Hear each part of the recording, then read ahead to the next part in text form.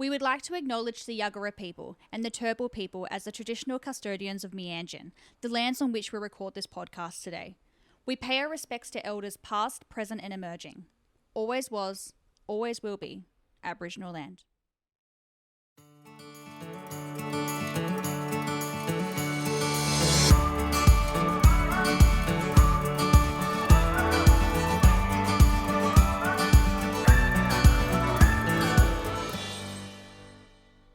Hello and welcome to For the Health of It podcast, a podcast made for healthcare professionals by a nurse on the inside. So my name is Jess Tully and I'm your host today. I'm the Brand Ambassador of Healthcare Australia, but I'm also a registered nurse myself.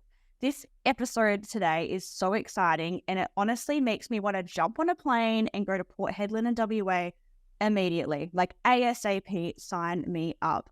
So if you don't already know, I have worked across Australia with over 5 states now. I'm making my way through every single state, doing rural remote contracts and metro work with Healthcare Australia. And I love nothing more than talking about the incredible experiences that you have with the company, like not only career growth-wise, but also personal growth. So today I interviewed Lara. So Lara is a midwife with Healthcare Australia. And she took that first dive and did her very first contract and went from Canberra all the way to Port Hedland. So, I mean, she chose a spot so far away from Canberra that you could ever get within Australia and was in the middle of the outback, red dirt, completely different environment to Canberra where she grew up and trained as a midwife. And she just talks about the emotions, the career growth, the personal growth, and all the incredible things that she did on her time off while she was there. So this has definitely opened up a whole new world for her. And she's realized that she is unstoppable. Like she can work across this entire country, work in every single state, and just honestly live her best life. So this episode got me really excited because it's something that I am super passionate about myself.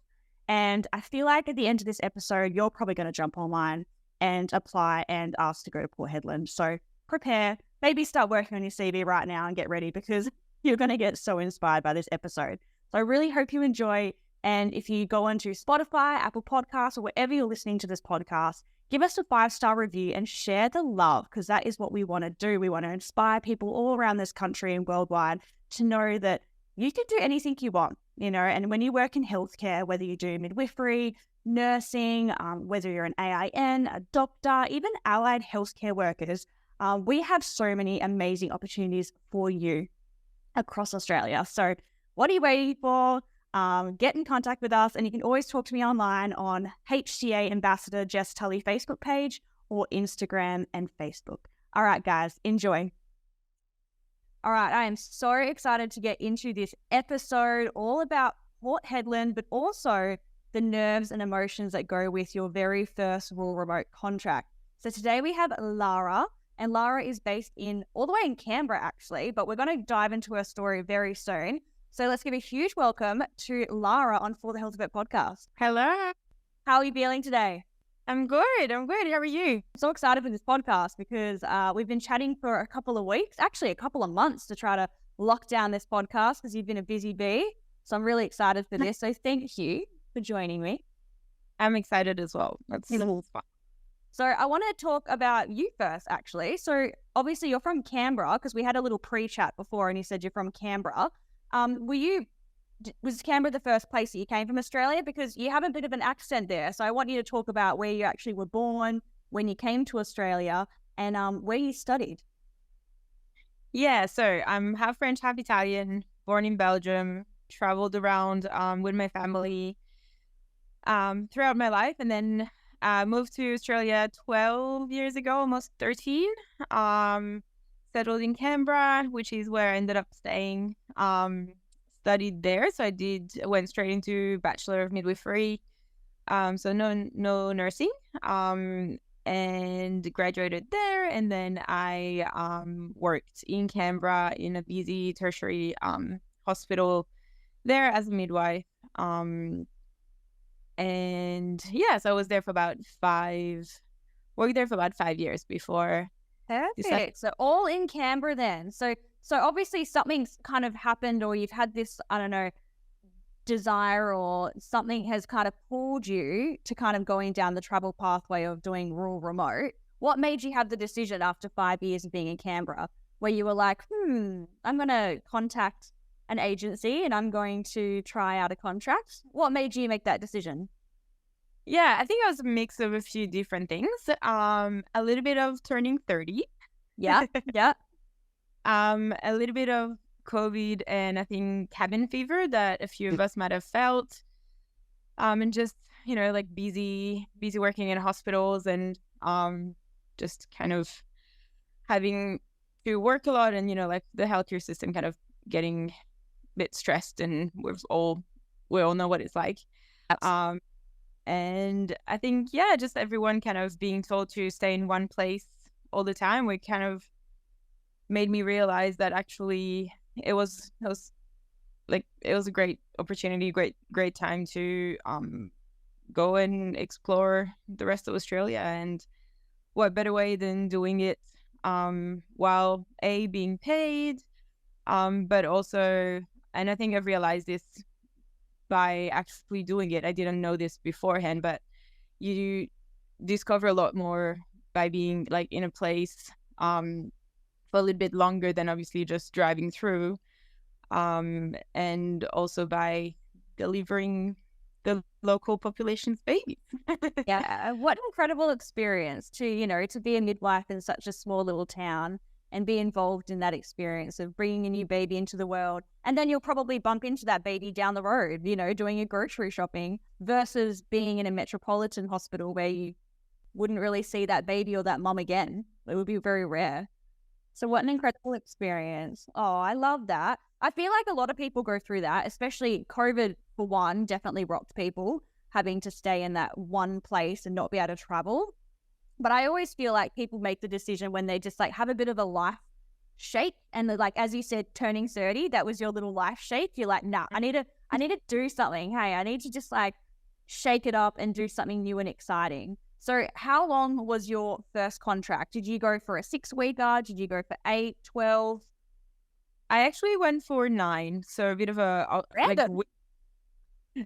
bit of a random time, just because an 8 week would have ended like the 31st of December, I think, which not ideal to end a contract. So I think with the consultant we're like, okay, let's just do 9 weeks, and then it can be like the 7 or 8 of Jan, so that it's not exactly, like it's just kind of a bit less of an awkward time. So ended up being 9 weeks in Port Hedland in WA.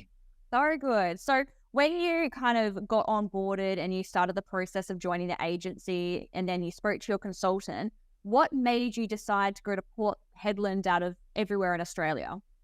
Was there a certain reason, or you were just like, whatever, just give me whatever? At the beginning I was very much whatever. I think I picked WA. I think I was like, let's start as far away as possible from Canberra. I was like, let's go not as far away as possible, but as different as possible. Yeah. You look at the map of Australia, actually Port Hedland is like direct opposite from Canberra, like is as far you can't as get further away. Yeah, it's really fun. And Port Hedland, like I guess not being from Australia, I don't know that much about most places. And I didn't know anything about Port Hedland. I didn't really know it existed as a town. And I think it's just chatting with the consultant. I was like, look, I'm keen for WA. What is there available with those dates? And she had a bit of a look, and I think she kind of suggested that. And I was like, I quickly looked into it and I was like, that sounds great. Such a girl. You're just like, yeah, let's do it. Yeah, I was just very open-minded. I'm like, look, I'll just do whatever. Like, it really doesn't faze me. I'm up for the experience, so let's do whatever. Very good. And what an experience. Like, I'm pretty sure it would have, like for me, like once you do it, it kind of opens up your world and you're like, wow, there is so much I can do with this career and this pathway. So run me through the emotions you felt though when you got on the plane and you were kind of, because I'm guessing you would have been put on one of those little tiny planes because it's quite rural. I think it was like something like a 14-hour journey from Canberra. So like it was like Canberra to maybe Melbourne, then Melbourne to Perth, then Perth to Port Hedland. So I think it was three planes. Oh, Because, like Port Hedland's tiny, like you're not going to have direct flights or anything like that. So I was like, oh, probably could be like halfway through Europe by now. yeah, it's a very big day of traveling for sure. So like because I always feel like when I did my first contract, I was on this tiny little plane. I went to Griffith, New South Wales for my first one. So it's like smack bang in the middle of New South Wales. And I remember sitting on the plane. It was so tiny. Like I've never been on such a tiny plane. And then I was just like, oh my God, what have I done? Where am I going? I don't know anybody. I don't have any friends. What if they hate me? And then I was like freaking out. I don't know. I think the wave of emotions hit me when I was on the plane, like about to land. I was like, what have I done? I think it hit me. So I was really excited about it all. And so I kind of got there a couple of days early and I had booked a car because I was like, oh, I'll just like rent a car out because I flew there because it's so far away. And I was like, oh, I'll rent out a car just so I can go and explore like the first couple of days before my contract starts. Great idea.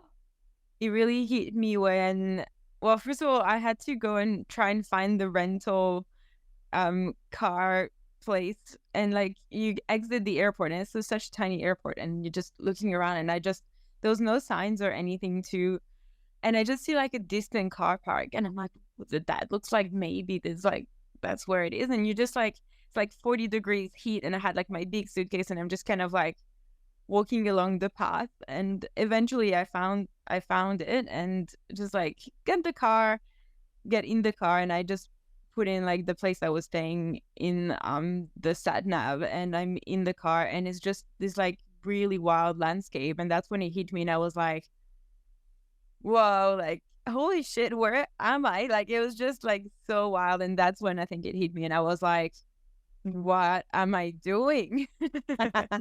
Especially because like, and once you start exploring more states within Australia, you will notice that every single state is so different to each other. Like I'm Australian, I grew up in Australia, I've seen a lot of the country, but when I do these contracts, like Tasmania is so different to Queensland, and New South Wales is so different to WA, and then the top of WA, so Port Hedland, is another crazy one, and then also Northern Territory. So you feel like you're in like another country in a way. Like you just like, this is so foreign to me. I don't actually know much about Port Hedland. Are we talking like red dirt style? Is that Port? Yeah, that's Port Hedland. What else did you see? Run me through it. So red dirt. The first thing you see in Port Hedland, especially when you drive in, so red dirt. Yep. And so it's almost like kind of the moon, like well, I don't know, no, more like Mars. Mars. Okay, yeah. How you picture it or how it's pictured in movies, right? And so that's kind of the big landscape that you see. And then there's this humongous mountain of salt in the middle of like near the town, which is like they just like harvest, I don't know if that's the right word, like harvest salt, and there's like a huge pile of salt where they're just kind of like foraging. I don't know, I probably should have like looked up the lingo. So random. Yeah, where they're actually like collecting it and like packaging it and everything like that. But it's like if you look at a photo of it, like it looks really cool. Like I wasn't able to take a good photo of it, but if you look online, they're really cool, like mountains of salt. But you see it from afar away, you're like, I don't know what is it, like what it is, and you can see that there's like machinery around it and stuff, so it's something happening there. And I knew that there was lots of mining, so I knew it was something along those lines, but I just wasn't sure what was. Oh, from all things, it's so random. You see some wild things, hey? Yeah, but that was like the first thing I saw, and I was like, what is that? And you're kind of driving around and you're like, whoa. I guess so. Red dirt, I'm guessing the roads are pretty rough, as in like, like rocks and just like a rough kind of ride, or is there like nice roads? The roads are nice because I think the big mining side, so they're invested in roads and stuff around. And it's funny because now looking back, I'm like, I know what's what and what's where because I was there for 9 weeks. But when you first get there, you have no idea of what's where, and so it's just so completely foreign, and you have no idea where you're going or what's actually around you and where you are. And I just went to this kind of like like at the cabin that I was staying for a couple of nights and trying to like find my way around. And I was staying by the beach, and so I went for a quick walk before the sun was setting, and it was like so pretty with like dunes and like red sand dunes and Oh, beautiful. like behind. And yeah, I just remember being like, wow, I'm on the other side of Australia.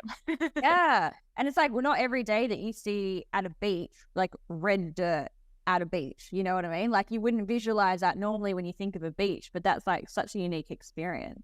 Did they have really nice sunsets there as well? Yeah, beautiful. Yeah, next level. Hey, I'm from Perth, so I missed the sunsets there. It's so nice. And Port Hedland would just be incredible. So run me through what was the hospital like? Like I'm guessing tiny, very, very tiny.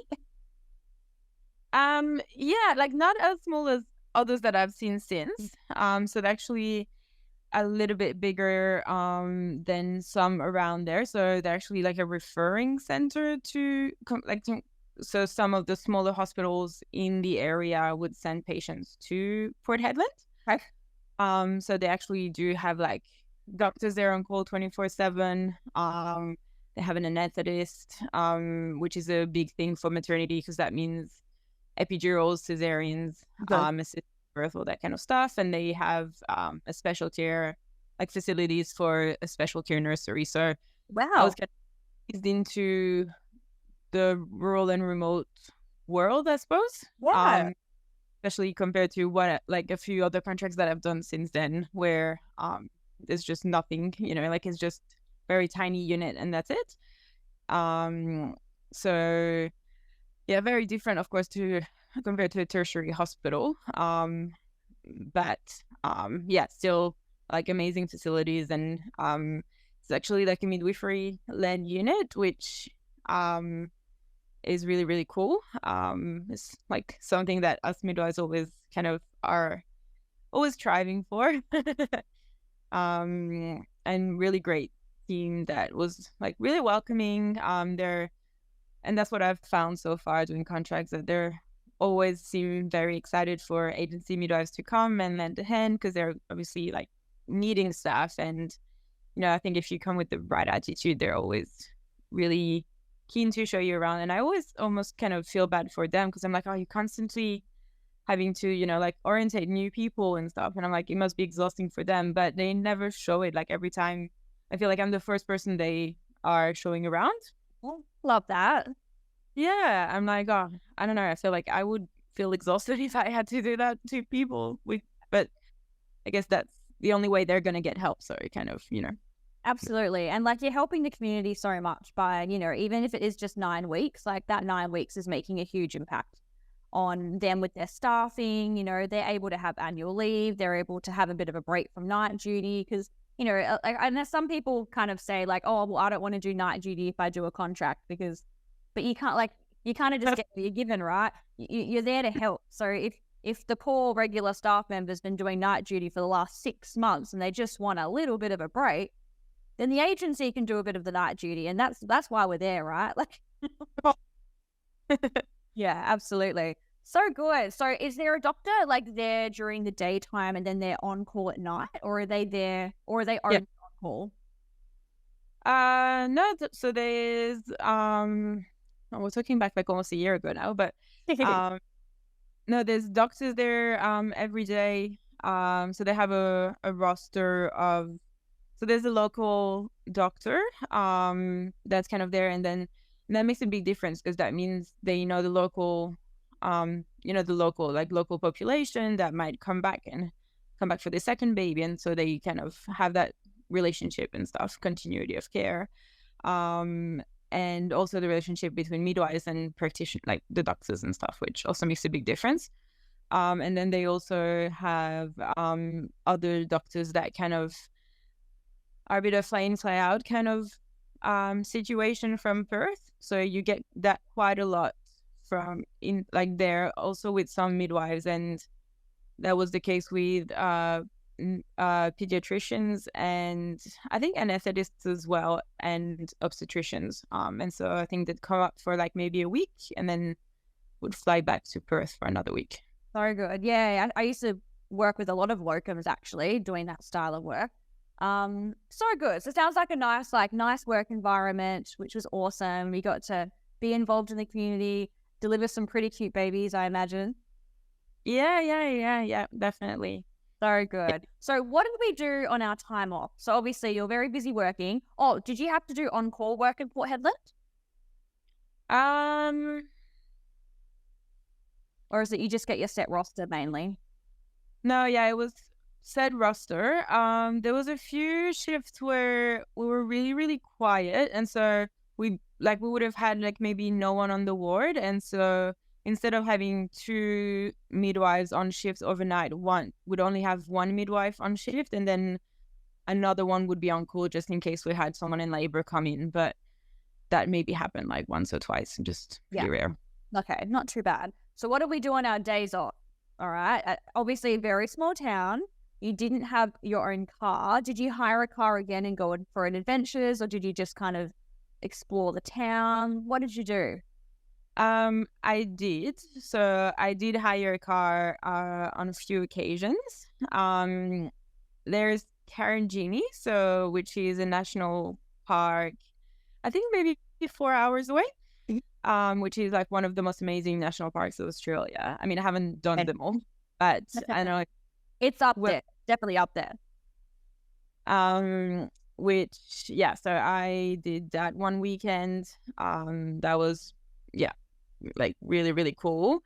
I did go when it was a bit too hot, so that I would recommend going earlier than when I did it, which was like mid-December, and everyone was crazy. Like, so you arrived mid-December, or you were there just throughout like December period?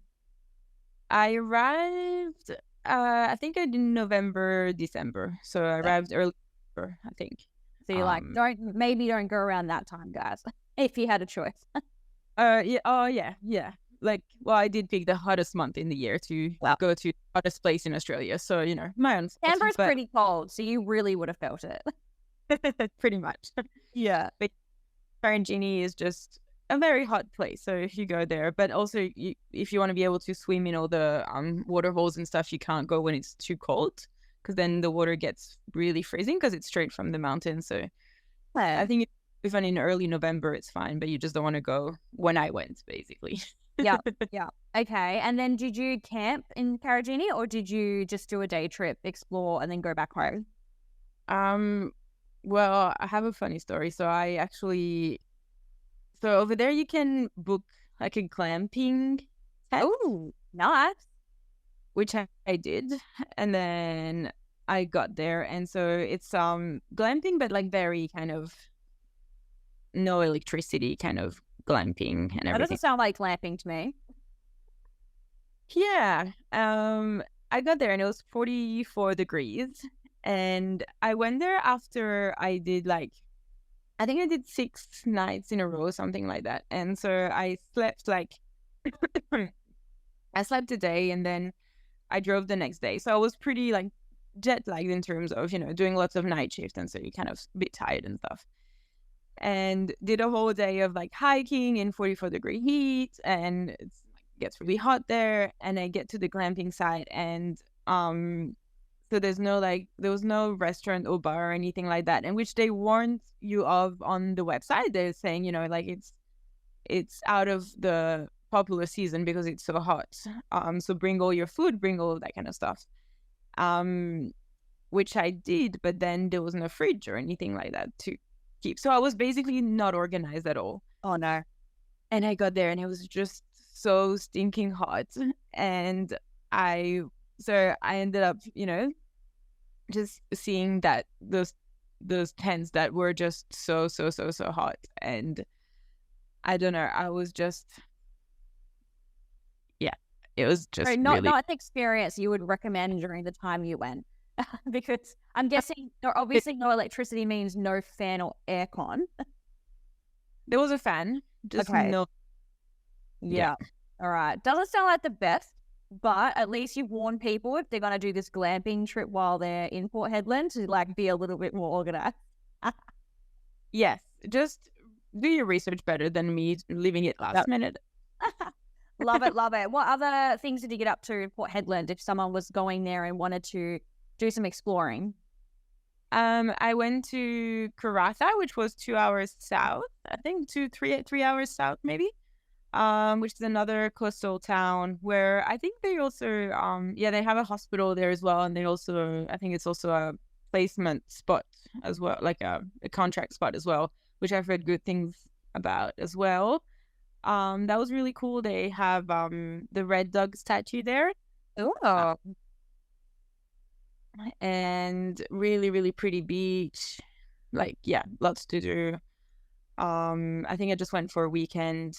Just kind of exploring, going around. There's just so much, like anywhere you go, really, there's lots to see. There's one beautiful scenery. Hey, you just take it all in when you're in a new area. You don't care where you are. You just like, this is not home, so this is great. I know. It's just amazing. Everything's just amazing. So great. So, what would you recommend packing? Because I'm pretty sure your first contract, it's stinking hot. There are always things that we learn. And I guess even with me going on new contracts, there's always things I'm learning where I should have packed that. What did you pack that was good? And what would you have packed if you knew? Okay, the first thing that I can think of, what would I have packed if I had known, is like beauty stuff that is expensive in the middle of nowhere. The first one that comes to mind is dry shampoo. Like shift workers don't always have time to wash our hairs. And it's just, something that you just want to bring ahead because it's just very, very expensive. Sunscreen and all that kind of stuff can be quite expensive out there as well. Bug spray? What about bug spray? Is there a lot of mozzies or flies? Well, to be honest, I brought so much with me because I was really worried about that. I didn't see a single spider, a single nothing. I didn't get bitten by a single mosquito, and if there's a mosquito in town, it'll be for me, like literally, like. Well, that's right. There's no mozzies there. But yeah, I always find, because I'm guessing it's one of those really small supermarkets, like, and everything's, the price is like 4 or 5 times higher than normal, like sunscreen, even cans of tuna. Did you find groceries quite expensive? No, it was actually okay in Port Hedland. It's actually quite big, so there was a big Coles and a big Woolies. It's a lot bigger than I thought, to be honest. Like, I had this vision of Port Hedland being really quite tiny. So now talking to you about it, I'm like, oh, actually, it's pretty. It sounds like it's regional and it's actually quite built up. And I always joke, it's got like a Coles and it's got like a McDonald's. Then like it's a really big, well-established town. Yeah. Because it's a big port and there's lots of business, I suppose, happening there. So you didn't feel isolated there. You didn't feel like lonely or anything like that. No, I think it was fine. Met some great people, made some friends, just like fellow agency midwives. Yeah. Do you feel like when you're both agency, it's like your friendship level goes from 0 to 100 because you've met on contract, so you're already bonding over the fact that you're both on contract together. But I just feel like you make such strong, deep friendships really quickly with people that are agency. That's my experience anyway. Like, it's like traditionally if you went to a pub and you met a new person and you became friends, like you'll just be acquaintances. But when you meet someone that's agency on a contract with you, you're like instantly friends. Yeah, 100%. You're just, because you're both thrown in the same situation together, you just empathize, I guess, or you just, you bond over small things. Yeah. You got each other's backs. You both know that you're alone and doing this by yourself. Like, yeah, you make honestly the best friends. And I think I always talk about like the personal growth that you get from these contracts, like putting yourself out of your comfort zone and getting on a plane, going to a foreign place, you don't know a single soul.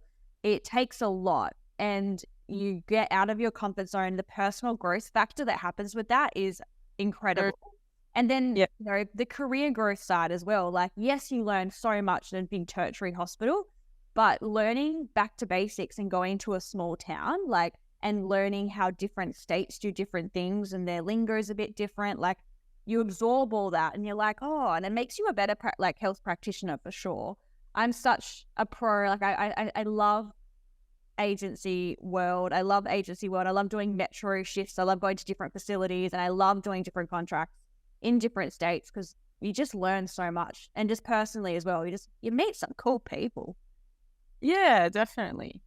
Especially like if you're just thrown in situations where, when in a big tertiary hospital, and it's easy to just turn around and be like, oh, hey, can you do this? If it's just you on shift, or if it's just you that's coming in the middle of the night, you just have to have a crack. Like, you just kind of, you can do it, but instead of just, asking someone else to do something for you, you just suck it up and do it. Or it just forces you to have a bit more faith in yourself, and it can be a little bit scary. And I don't know, the question that I get from my friends or colleagues all the time is like, oh, but aren't you scared of this? Or aren't you scared of like that this will happen and, you won't have people around you and stuff like that? But I'm like, like these places have been up and running long before I've been. So there's no situations that they haven't thought of before I've arrived. Like, they haven't waited for me to be like, oh, wait, what's going to happen if there's going to be an emergency? Like, there's protocols in place. There's like, there are places where it's safe for people to go and have their care there. So there's always something in place, like this great mindset to have as well. 100%. Protocols and also in places where there's like a lot, like if there's, 100 women that are going to birth a year, like in one place a year, the likelihood of something really unlikely happening is 1,000 times less, because there's 1,000 times less women going there for like to birth. You know what I mean? Like, it's just, you're very realistic, I guess, when it comes to that as well. You have to, because you can't just practice out of fear, because then don't get anywhere if you practice with fear. So what is your goals now? So since doing that contract, I'm guessing you went back to Canberra. Did you get the travel bug? Were you just like, all right, where can I go next? Like, have you gone into the world of being like, this travel midwife around Australia? Because you're on contract at the moment as well. I am, yeah. So I've done a couple more contracts. So I went so after Hedland, I went back to Canberra. So I'm still casual at Canberra Hospital. So which is great because I can go back home, see my friends, spend some time with like my friends and stuff. And as you mentioned before, like, go back to Metro and kind of do like see the things that you don't really see in smaller hospitals, and kind of go back to consolidating those skills. And yeah, it gives you kind of the flexibility to travel or be back into a bigger kind of hospital, bigger city. And then I went to Scone in rural New South Wales. And now South Australia. And yeah, my main concern is, how will I ever stop doing this? That is honestly my concern too. Like, I can't see myself stopping, like, at all. I was like, why would I? I was like, the flexibility is amazing. Like, I meet these amazing people. I learn so much. Like, I've got a contract in 2 weeks. I leave in 2 weeks for it. And I'm so excited. I'm sitting here so excited for work. Like, that's my life, right? I'm so excited for work. I know there's so many people who are not excited to go to work every day. And I'm like so pumped. Whether I like the facility or don't, I'm like, whatever. It's like 6 weeks of my life. Like, I'm going to make it a good experience. Like, I'm in charge of making it a good experience, right? Don't get involved in politics. It doesn't actually, you take the good things, you leave the bad ones, you just make the most of it. At the end of the day, it's like, my accommodation's paid, like this and that. Like, I get great fun experience, and then I get to move on. And then if I really love it, I can probably extend, because chances are they're desperate for staff, and I can stay for longer if I want to. 100%. It's so good. Honestly, you're not going to let go of this lifestyle. This is you now. I'm sorry to tell you, but embrace it. Embrace it, enjoy it, like, live it up, tick off every state of Australia, do all those fun touristy things. You live once, right? So make some sweet coin and just travel and just live your best life. Yeah, as I was saying to you before, I was like, I've just come back from, like holiday back home to Europe for 6 weeks, and I'm like, how would I have done that otherwise? I just spent 6 weeks in Europe. It was like initially a 4-week holiday, and then I was like, no, actually, I might do 6 instead. Okay, cool. Very I good. don't have a boss. I'm my own boss. So Yeah, that's you don't have to sit there and get your manager to approve your leave and then feel bad for leading the staff. And you're like, good. I do what I want, you know? Yeah. So good. Well, I so appreciate your time today. I know you're even on call right now and the phone hasn't rung, so that is good. We just squeezed in the episode. But yeah, I so appreciate your time and just sharing your experience, because this episode is going to be so helpful for people that are, you know, on the fence, I guess, with joining agency. And, you know, you made that decision to go, you know, all the way to Port Hedland. Like, that's so scary for a lot of people to do that. And I think listening to this episode, they're going to get so much more confidence. It already makes me want to go to Port Hedland now. I want to see these big Fun. rock salt thingies. Like, You all need to go and Google it now. I will. And I want to go glamping, but, you know, prepared glamping. Just go. Yeah, so good. Well, enjoy the rest of your day. Hopefully you don't get called in. Enjoy the rest of your contract, and thank you so much again. I will. Thank you. It's been really fun. It's fun to reminisce and just think about all the fun memories and keep making some more. Yeah, you got the fire in the belly. You're going to make so many good memories. Onto So good. All right. Bye, everybody. And make sure to share the podcast and give us a 5-star review. We will so appreciate it. And you can always flick me a message on Instagram or Jess Tully on Facebook. And I'm always keen to chat about anything and everything. All right. Bye. Bye.